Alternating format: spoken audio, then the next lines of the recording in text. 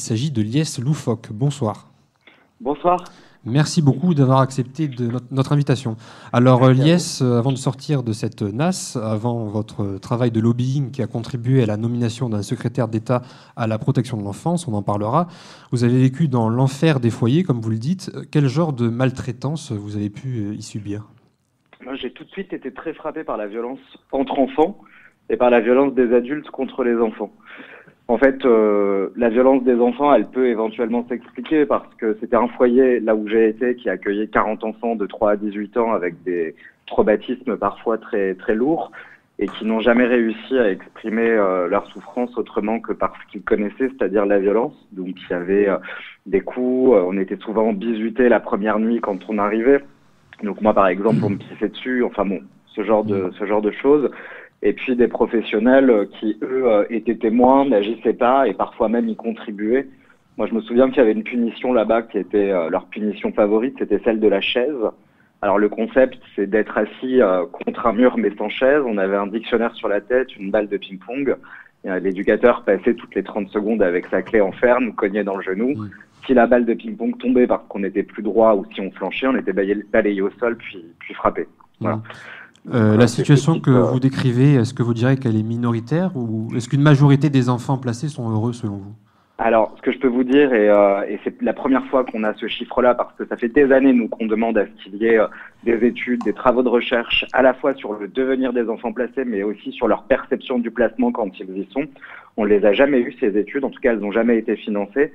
Et pour la première fois, le défenseur des droits s'est saisi et a rendu un rapport sur les violences institutionnelles l'année dernière au gouvernement et au Parlement. Et dans ce rapport, il est indiqué clairement que 60% des enfants placés en foyer, que ce soit des maisons d'enfants à caractère social ou des foyers de la PJJ, sont victimes de violences. Alors ça peut être de la violence entre enfants, mais ça peut aussi être de la violence des professionnels contre les enfants. Et comment ça se fait que, selon vous, que la violence soit à ce point répandue ? Il n'y a pas une sélection qui s'opère dans les familles avant de placer les enfants ? Qu'est-ce qui motive des familles aussi maltraitantes à accueillir des enfants ? C'est l'argent ou... Ce qui est compliqué déjà dans les établissements collectifs, donc dans les foyers, c'est qu'il n'y a pas de normes d'encadrement. Ça veut dire que contrairement aux centres de loisirs, aux centres d'animation, aux colonies de vacances, la loi ne fixe pas le nombre de professionnels diplômés pour le nombre d'enfants.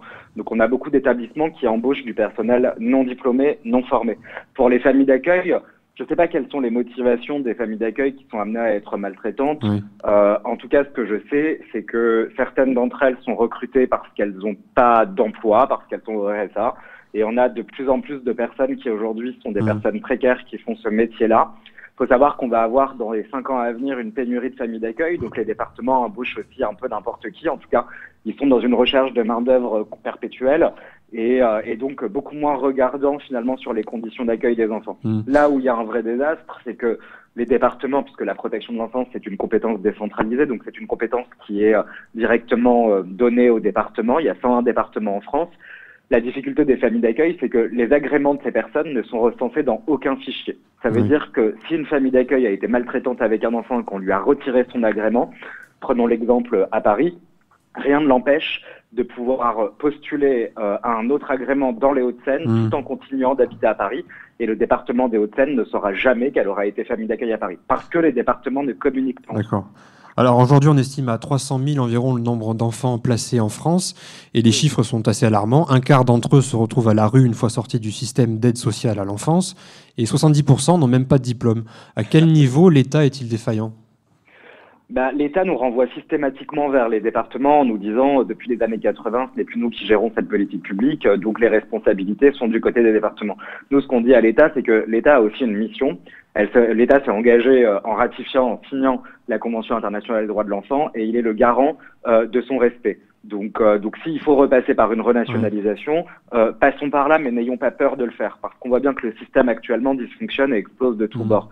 L'État, par exemple, il a une responsabilité sur ses compétences régaliennes. L'éducation nationale en fait partie. Pourquoi les professeurs ne sont pas systématiquement formés au public habituelle de la protection de l'enfant, c'est-à-dire aux enfants placés. On a des professionnels aujourd'hui qui ne savent même pas ce qu'est un enfant placé, donc à l'éducation nationale, ça c'est catastrophique. L'État pourrait aussi intervenir dans le champ de la pédopsychiatrie. Il y a beaucoup d'enfants aujourd'hui qui ne sont absolument pas suivis sur le plan médical, psychothérapeutique, parce que la pédopsychiatrie est ravagée dans notre pays, alors que les enfants placés sont quand même les plus vulnérables des vulnérables. Voilà, donc l'État a tout un tas de responsabilités, mais je pense que sa première responsabilité, finalement, c'est d'avoir abandonné la protection de l'enfance au triste sort des départements. Alors l'an dernier, vous avez été en lien avec Brigitte Macron et vous avez fait un travail de lobbying qui a abouti à la nomination d'un secrétaire d'État à la protection de l'enfance qui s'appelle Adrien Taquet. Aujourd'hui, avec un peu de recul, où est-ce qu'elle en est, l'action du gouvernement, et diriez-vous qu'elle est à la hauteur des enjeux ? Ce qu'il ne faut pas oublier de dire, c'est que quand Emmanuel Macron a été élu président de la République, il a fait le choix de supprimer le ministère de l'Enfance. Pendant 18 mois, nous n'avions pas eu d'interlocuteur au sein du gouvernement sur ces questions-là. Donc oui, on s'est battu pour avoir un secrétariat d'État. C'est Adrien Taquet qui le gère. Ce que je peux vous dire aujourd'hui, c'est que ça n'a jamais été aussi désastreux. Voilà. On a régressé sur pas mal de sujets. Même depuis la nomination d'Adrien Taquet, il n'y a pas eu de progrès. Depuis la nomination d'Adrien Taquet, pour moi, selon moi, la protection de l'enfance régresse. Vous savez, on s'est beaucoup battu quand il a été nommé secrétaire d'État pour qu'une loi soit votée, une loi qui viserait à protéger tous les enfants placés au-delà de la majorité, justement pour éviter qu'ils finissent à la rue. Cette loi, elle a été soutenue par la présidente de la Commission des Affaires sociales, Brigitte Bourguignon, qui est une députée de La République En Marche, et qui avait vraiment coché toutes les cases d'une bonne loi, d'une loi qui allait dans le bon sens. Elle visait à protéger, à partir de 18 ans jusqu'à 21 ans, les sortants de l'ASE. Adrien Taquet, quand il a été élu, il s'est saisi du dossier, donc il a été pour le gouvernement à l'Assemblée nationale, voté, enfin en tout cas contribué au débat sur cette loi. Et il a rajouté, le jour de l'examen en séance publique, il a déposé toute une série d'amendements sur quasiment tous les articles qui durcissent les conditions d'obtention du contrat jeune majeur. C'est ce qui permet à des enfants placés de ne pas se retrouver à la rue à leur majorité. Et il a fixé des conditions qui aujourd'hui sont pour nous désastreuses parce qu'il faut avoir été placé avant 16 ans pour bénéficier de ce contrat jeune majeur. Et il exclut de facto 44% des jeunes actuels dans le dispositif de protection jeune majeur, puisque 44% sont placés après 16 ans. Alors Liès, je vous laisse à nos chroniqueurs. Stéphane, tu as une question à poser à Liès ? Oui, alors tout d'abord, je voulais vous féliciter parce que je trouve que, alors que vous êtes un peu passé par une machine à broyer, vous êtes extrêmement constructif. Et bravo pour le travail que vous faites. Je voulais également vous poser une question. Vous qui avez vécu tout ça de l'intérieur, s'il y avait une mesure aujourd'hui à proposer ou des mesures à proposer, qu'est-ce que vous proposeriez pour améliorer la vie des enfants dans cette situation ? Pour moi, la première des choses, c'est se poser vraiment la question de la décentralisation de l'action sociale aujourd'hui et de sa pertinence. Donc moi, s'il y avait vraiment une mesure, celle qui me semblerait être prioritaire et qui permettrait d'avoir toute une série de mesures derrière, ce serait de renationaliser la protection de l'enfance. De dire, il y a 101 départements, depuis les années 80, on a vu que ça fonctionnait pas, donc l'État reprend la main parce que les départements n'ont plus les moyens de faire leur boulot. La deuxième mesure, ce serait vraiment des mesures de bon sens, en fait, de créer une agence nationale de contrôle. Vous savez, la Cour des comptes, aujourd'hui, nous dit que les foyers en protection de l'enfance ne sont contrôlés qu'en moyenne une fois tous les 26 ans. Une fois tous les 26 ans. Donc si on crée une agence nationale de contrôle, ça permettrait déjà d'avoir des garde-fous et de s'assurer de la sécurité des enfants. Et enfin, il faudrait créer un fichier national des agréments pour éviter le nomadisme des familles d'accueil maltraitantes qui continuent d'être embauchées partout en France alors qu'elles ont violenté des gamins uniquement parce que les départements ne communiquent pas entre eux. Voilà, ce serait vraiment pour moi les choses fondamentales. Après, il y a aussi la question des jeunes majeurs parce que quand on voit, et vous l'avez dit, une personne sans domicile fixe sur 4 est un ancien enfant placé, ça pose une question. C'est jusqu'à quel point est-on capable de supporter cette aberration humaine, mais surtout cette aberration économique. Un placement, c'est en moyenne chaque année 55 000 euros. Vous faites le calcul sur des enfants qui ont été placés pendant 18 ans. La société a investi presque 1 million d'euros. Pour quel résultat ? Pour finir à la rue, en prison, en hôpital psychiatrique. Donc c'est évidemment de permettre à ces jeunes, par le biais d'une continuité de protection au-delà de 18 ans, d'avoir une insertion durable dans la société. Jamila. Bonsoir Liès, c'est Jamila. Bonsoir. J'espère que tu vas bien. Ça va et toi ? Je précise pour les auditeurs qu'ils se connaissent encore. Oui. Jamila connaît tous nos invités à chaque fois. Et moi, je voudrais dire d'abord une chose, c'est que je t'ai rencontré dans ton engagement associatif. Parce qu'effectivement, malgré toute ton histoire, ton passé, tu t'es engagé pour les autres. Et ça, c'est important. C'est important à dire. Et tu as parlé effectivement de un quart des enfants placés finissent SDF. Ouais. Et enfin, c'est surtout un SDF sur 4 est un ancien enfant placé. Un SDF sur 4 est un ancien enfant placé. Et il y a eu, il y a un an de ça, une enquête qui avait été menée sur Bordeaux, sur un foyer qui s'appelle Ezinov. Ouais.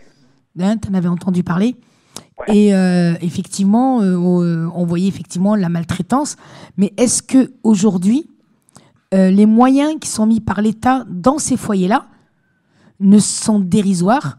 C'est-à-dire qu'on a des éducateurs qui sont mal payés, qui sont eux-mêmes violentés parce qu'on leur demande du chiffre plutôt que de l'humain.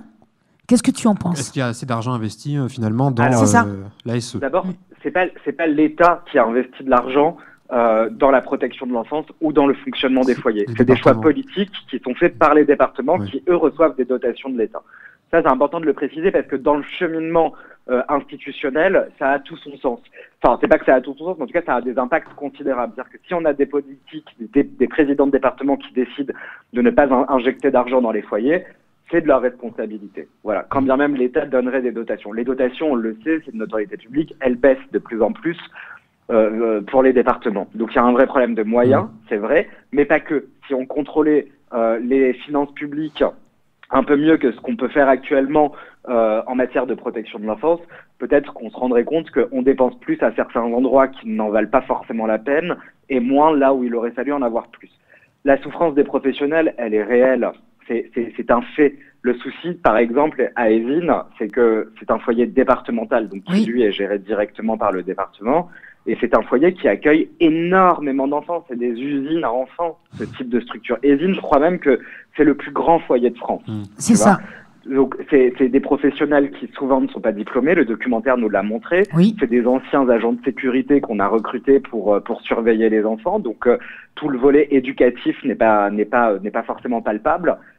Et donc, je pense que le manque de formation fait aussi que les professionnels sur le terrain se fatiguent beaucoup plus parce qu'ils ne sont pas préparés à être confrontés à cette réalité-là qui peut être une réalité extrêmement complexe et douloureuse. Donc pour moi, ça explique ça. Après, moi, j'ai toujours dit à la profession, remettez-vous aussi un peu en question, dégagez les brebis galeuses, ouvrez les murs de vos foyers parce que c'est aussi de cette façon-là qu'on réglera le problème des violences en institution, c'est d'avoir des regards extérieurs, de faire rentrer la société civile dans les foyers, par exemple, pour faire du soutien scolaire, pour accompagner les enfants dans leurs devoirs, etc., faire des animations, peu importe. Mais en tout cas, d'ouvrir les murs qui actuellement sont quand même bien clos, bien fermés, bien durs, pour instaurer des garde-fous. Après, les départements, ils sont pris dans des logiques budgétaires. Je vais pas rentrer dans des détails trop techniques, mais la protection de l'enfance, elle est soumise au pacte de Cahors. Le pacte de Cahors, c'est un engagement avec l'État et les départements et qui vise à réguler leurs dépenses de fonctionnement. Donc là, les départements ne peuvent pas investir au-delà des 1,2% qui sont prévus dans le pacte de Cahors sur les frais de fonctionnement en protection de l'enfance parce que sinon leur dotation baisse. Donc c'est une des revendications qui doit être portée dans le cadre des élections départementales, c'est de faire sortir la protection de l'enfance du pacte de Cahors. Bon, bien, merci Lies Loufoque. Vous avez beaucoup de choses à dire. Jamila aurait encore des questions. Mais oui, j'avais encore des questions, poser, mais bon, mais on en reparlera en off. off, malheureusement. Bon, merci en tout cas de nous avoir appelés. Merci à vous. Et bon courage pour la suite. Merci beaucoup. Bonne soirée. Merci.